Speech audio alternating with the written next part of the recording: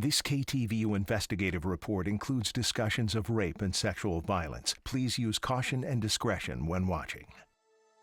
It was, what can we do? You know, we're nobodies. We're just a number. This is a story about abuse of power. What became clear was that this is an agency that is rife with abuse and corruption, manipulation, and sexual coercion. The way they refer to them, they were bitches. Those were nicer. That was a nicer term they used. All happening inside FCI Dublin, a federal prison for women. It's not often that a warden gets caught with a government computer and phone full of pornographic images of incarcerated people. Whistleblowers tried to pull back the curtain on toxic culture and cover-ups. I've wanted to speak publicly long before this. Rape and retaliation. I was petrified. I was traumatized. This is a KTVU investigation. Powerless in prison, surviving sex abuse. Sexual abuse, threats, intimidation. These are just some of the accusations against guards at FCI Dublin, a federal women's prison here in the Bay Area.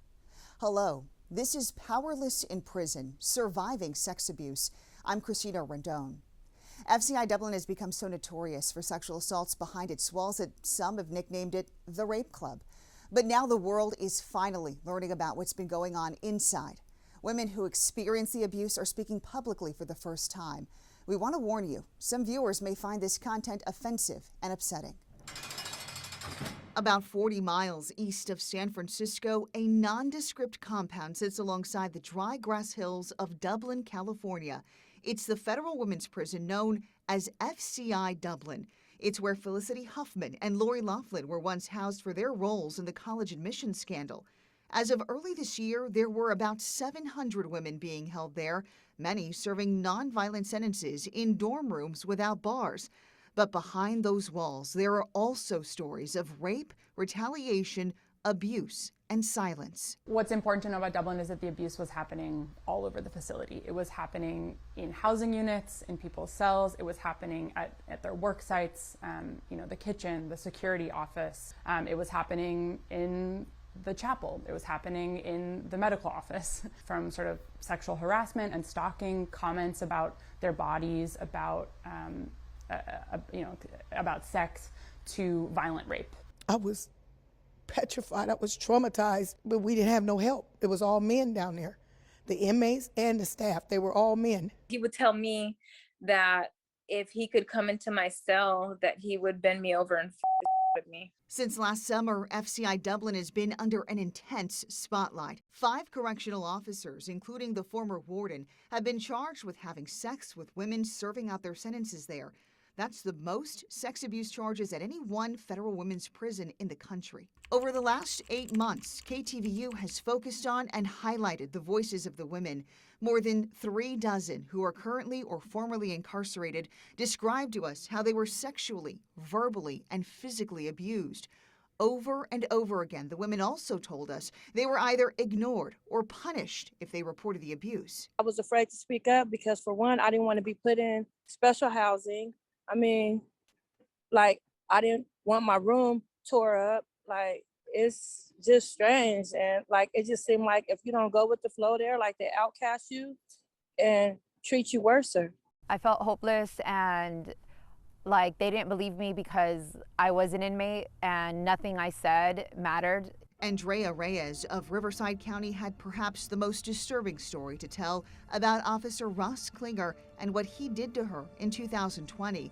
He has since pleaded guilty. Reyes says not only did Klinger have sex with her and promise to marry her, but he also dug into her private medical records to uncover her mental frailties and use them to prey on her. It was one day that I was in the SHU working on the floors, and that's where he pretty much let me know that he was looking into my files, and he knew that I had 4 children. He knew what city I was from. He knew all about me.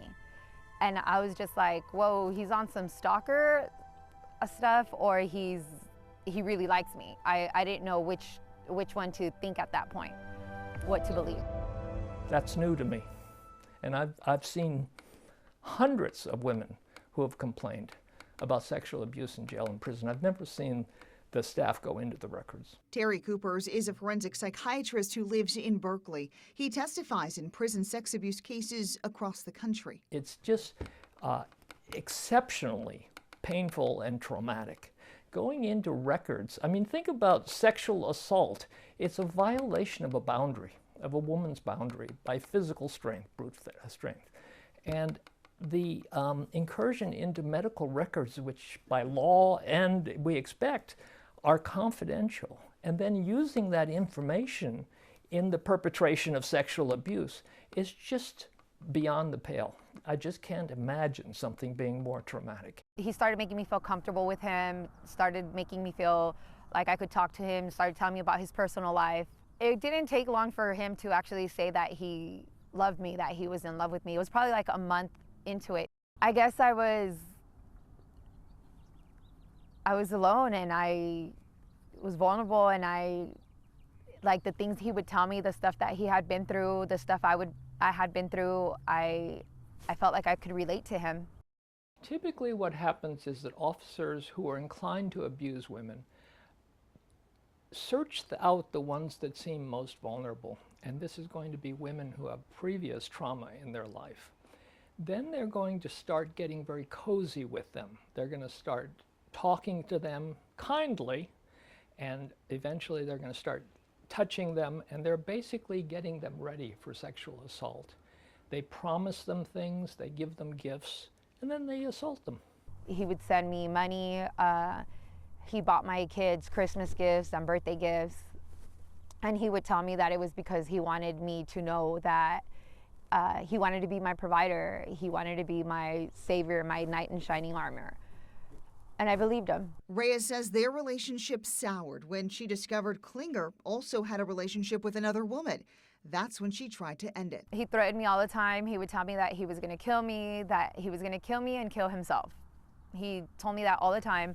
And I was afraid because obviously he knew where I grew up, he knew where I lived, he knew where my family lived. Women weren't just raped and assaulted inside FCI Dublin, they were also retaliated against. In 2018, Sherry Dillon says she saw an officer flirting with a cellmate, promising her a future together. When Dillon reported it, she was punished. When I left there, they had taken away all of my good time. And you get good time, which gets time off of your sentence.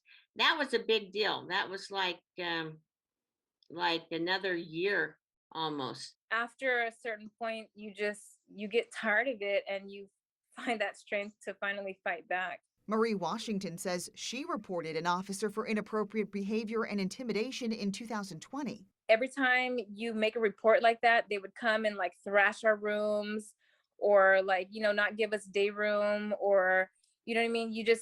You feel threatened, and so you can't really say anything. The Department of Justice says the abuse stemmed from the top with the former warden. Ray Garcia was charged with abusing 3 women. As warden, Garcia's job was to keep the women safe as they served their sentences. Instead, the feds say he did the opposite. Sexual abuse in prison doesn't happen in a culture that doesn't allow it. There should be zero tolerance. That's the first statement in the Prison Rape Elimination Act. The Prison Rape Elimination Act is a federal law designed to eliminate sexual abuse in prison. Garcia was in charge of teaching his staff about those laws in 2019 and 2020. There's 2 big problems here. One is the culture of misogyny.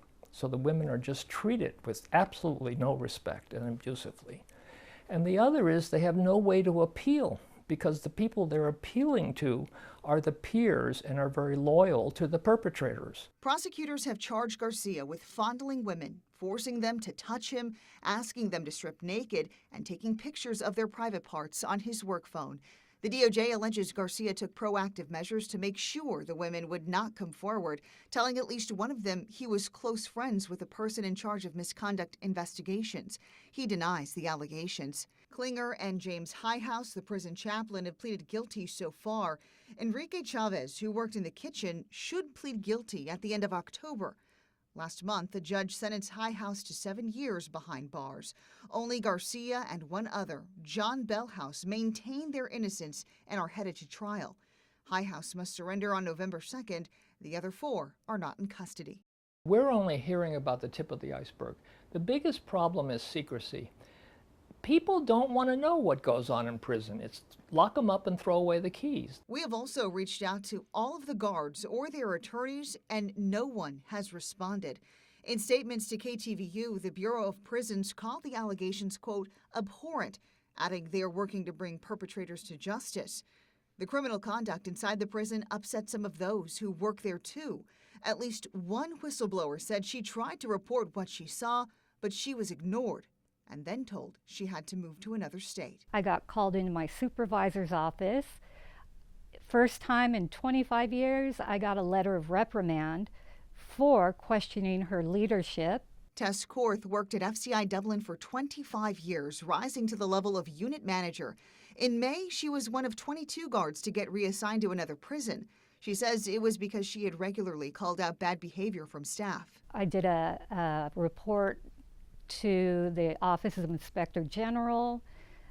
Within a few weeks of that report, everything turned upside down. I started being retaliated against. Instead of leaving her home and moving to Oregon, Korth retired. I told them to shove it and some other choice words. They've been reported. The things that other staff have observed them doing, like sitting in their office in the dark, watching inmates, terrorizing inmates, being abusive to other staff members, just things that they're not supposed to be doing, are ridiculous. And we've been reporting stuff for years, and you know, they still work there. I would talk to the people that were the investigators there after, you know, I would go and say, why are you guys not freaking doing anything about this stuff? And remind them that, you know, when we leave, these inmates are alone in here with these people. They can't leave. They don't have anyone to report it to. And we're just leaving them in here. 90% of these inmates have sexual abuse trauma in their background. Some since they were freaking like babies. I mean, we have their history that we read. And we're leaving them in here with these perpetrators. What the hell is going on? Abuse of women in prison is not unique to FCI Dublin. We found sex abuse charges against officers in 13 states across the country, but Dublin, by far, stands out. Many of these cases only came to light as part of a national investigation which started in an unlikely place, in a Manhattan federal jail cell in 2019 with the suicide of Jeffrey Epstein. We'll explain after this break.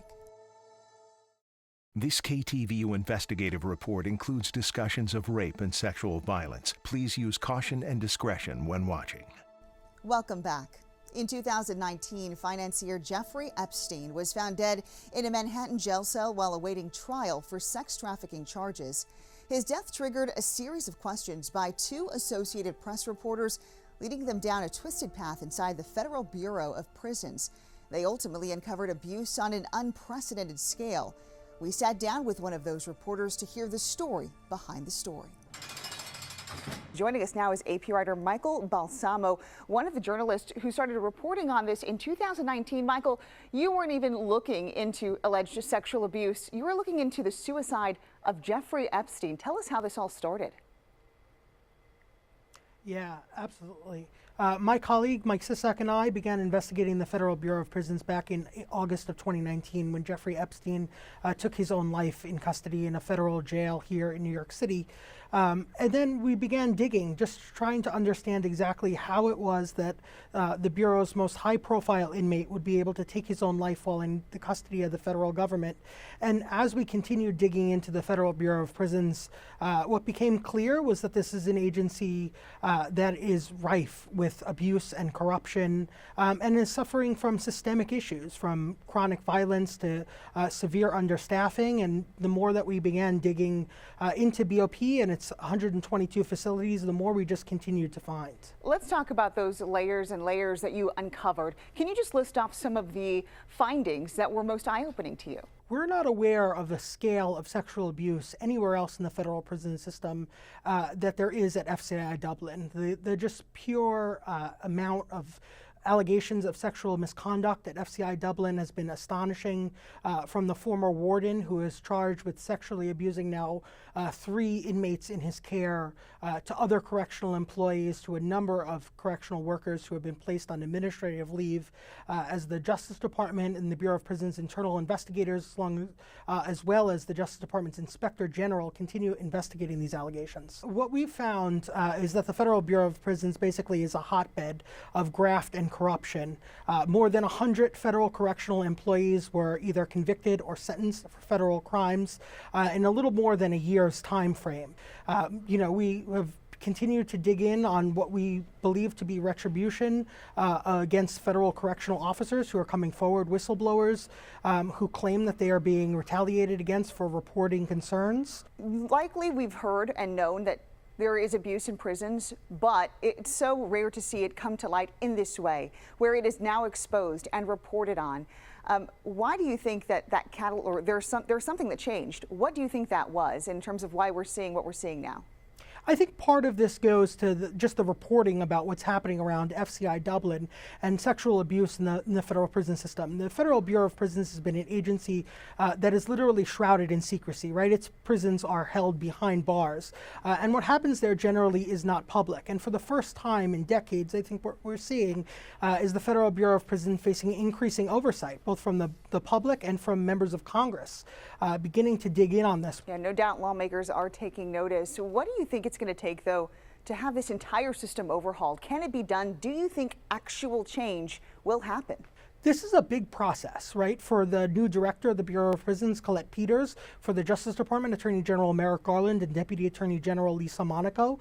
But what we do know is that the Deputy Attorney General is incredibly involved in all things involving the Federal Bureau of Prisons, especially the abuse that is happening at Dublin. We know that the Deputy Attorney General is being briefed regularly on incidents that are happening at Dublin, meets with the FBI Director and the Justice Department's Inspector General to begin digging in on these investigations. This is a big step forward for the Bureau of Prisons and for the Justice Department to change the culture that has been, kind of instilled in officers across the system for decades. KTVU's requests for a tour of the prison have all been denied. Also denied interview requests with the new warden and the new Bureau of Prisons director. Still to come, tackling the misconduct at FCI Dublin, the help coming from national and local levels to provide a voice for the survivors. This KTVU investigative report includes discussions of rape and sexual violence. Please use caution and discretion when watching. Welcome back. I'm Christina Rendon. The abuse and corruption inside the Bureau of Prisons has caught the attention of lawmakers at the highest level. FCI Dublin is under a congressional microscope.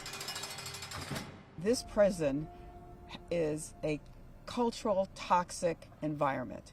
You have got a cultural rot in that institution that must be addressed. As stories of abuse, retaliation, and corruption inside Dublin's women's prison come to light, lawmakers are now demanding answers. What's unique about Dublin is not the egregiousness or the sort of scale of abuse. What's unique is that people are paying attention and sort of providing this opportunity to actually do something about it. This summer, Senator John Ossoff convened a public inquiry questioning this toxic culture. Is it true that one of your prisons is known to staff and inmates, this is Dublin, as a, quote, rape club? Is it true? I do not know that anyone You don't know. calls it a rape club. Well, okay, this is the Associated Press reporting that staff and inmates at FCI Dublin call it, quote, rape club, and that, quote, inmates say they have been subjected to rampant sexual abuse by correctional officers and even the warden, and were often threatened or punished when they tried to speak up. Do you know if that's true? Is that true? It is being investigated, and if anything I understand. that was My question true, is we are if it's going to true. hold people accountable. Is it true? Everyone knew it, and nothing was done to stop it. And in fact, staff took steps to sweep it under the rug and retaliate against people, staff and incarcerated people, who tried to sound the alarm. Susan Beatty is supervising attorney at Centro Legal de la Raza in Oakland. They provide free legal representation to women at FCI Dublin. We started going to the prison about once a month to provide immigration legal services to non-citizens facing deportation from Dublin. In the course of that work, we heard from clients and other folks we met with about the really horrendous conditions in the prison, including rampant sexual abuse. Beatty says the prison chaplain used faith and fear to abuse women. They targeted immigrant women, assuming that as soon as they got out of prison, they would be deported. And I've heard so many stories of guards saying explicitly to women, "I know you have an immigration hold. I know you're deported as soon as your sentence is done, and you won't be a problem for me anymore." The sexualizing of incarcerated people, comments, non-consensual touching was happening all over, all the time, in various parts of the prison. And people, my sense is that people were talking about it openly, guards and incarcerated people. It wasn't a secret. There's been this wave of attention focused on Dublin, in part because the conduct was so egregious and so flippant, so out in the open. It's not often that a warden gets caught with a government computer and phone full of pornographic images of incarcerated people. I think the sort of salaciousness of his conduct is part of what drew attention to Dublin. And I think once people started to pull the curtains back, it became very clear that the warden was just the tip of the iceberg, and that this is a deep systemic issue that has pervaded Dublin for years. Among the proposed changes Beatty is fighting for at FCI Dublin include the release of women sexually assaulted at the prison, allowing community groups in to see what's happening, and getting women necessary mental health care services. The BOP response to abuse at Dublin has been pretty horrendous. I haven't talked to a single survivor who's gotten the counseling services that are required under federal law when someone is sexually abused in prison. And so we're pushing the prison to allow community, to let the light in. This abuse happened in the shadows, and they need to let the light into the facility. Valerie Mercadel never received the proper care after her time at the prison 30 years ago. In the 90s, Dublin housed men too. Mercadel says guards would open her door, letting unwanted visitors in. She says she had to fight them off to avoid getting raped. He had jumped on top of me and started touching me and tried to mess with me, have sex with me. And at that time, I kind of picked him up off of me. After that, I took the mattress and put it at the door. And I laid at the door because they came in at night from 12 to 8. So I would lay at the door, and when they try to open up the door, I would say, "No, don't open up my door, don't open up my door. I don't want no man." I was petrified, I was traumatized, but we didn't have no help. Mercadel was put in solitary confinement when she reported the attack. She was told it was for her safety. They want you to be quiet. So, and a lot of women can't take the hold. That's why I said you need God, because a lot of the young women can't, one lady set herself on fire in solitary. Women are terrified of solitary confinement more than men are. And the reason is because in solitary you have no connection with other human beings, and that's very important to women. So they dread being sent to solitary, and therefore they don't report, or that's the tendency. So the reporting has to be opened up. It has to be to an outside agency. You can't have women reporting to the very officers who are abusing them. Mercadel sued the prison in 1995. In a settlement, FCI Dublin made a good faith promise to implement policies to, quote, reduce the risk to female prisoners of sexual assaults and harassment by correctional staff. But there was no law in place to enforce it. It's sad. It's like literally the lawsuit did nothing. Mercadel shared her story with Senator Ossoff in private. It seemed like it just brought back more memories, because I noticed that I had suppressed it, some of these memories that was done to me.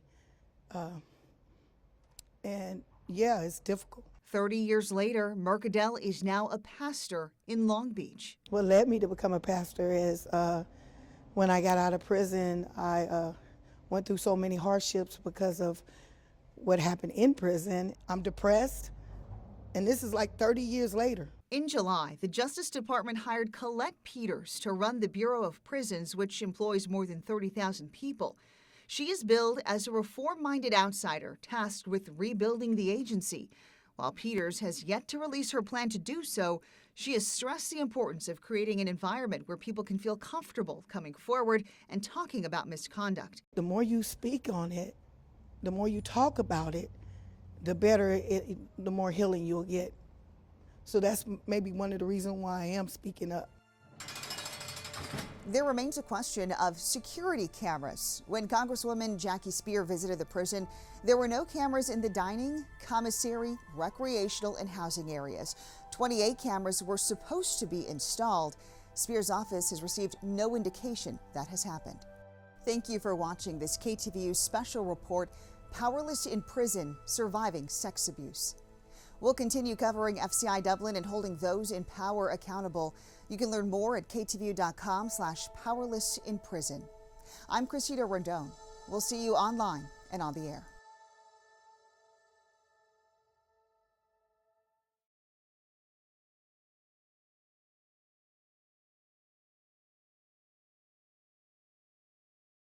Mr. Garcia. Thoughts on your opening statement? We're not making any comments outside of court. Ray, is there anything you want to say to the women who are accusing you of this? Anything you want to say to any of the staffers or the other incarcerated people? Mr. Garcia, do you think taking the witness stand today is finally your chance to vindicate yourself in this case? Doing that, now's your chance. Now's your chance to answer.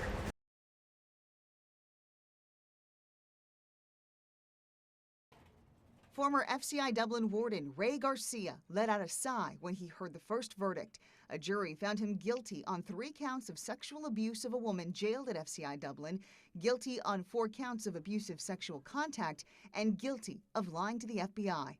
Garcia is the highest-ranking prison official ever to be convicted of sex crimes. This was very, very difficult for all of us. I mean, a lot of us couldn't sleep. Jury foreman Simon Meyer tells me Garcia came off as arrogant. They believe the stories of at least 3 women who were jailed at FCI Dublin between 2019 and 2021.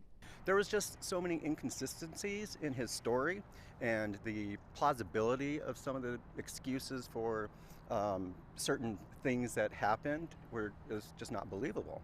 The jury didn't buy Garcia's story that he took pictures of a woman naked on all 4s by accident because he was trying to document drugs in her cell, or that he took a second picture of her because she was violating the rules. Garcia says he never filed an incident report because he was going to make the woman a confidential informant, but that never happened.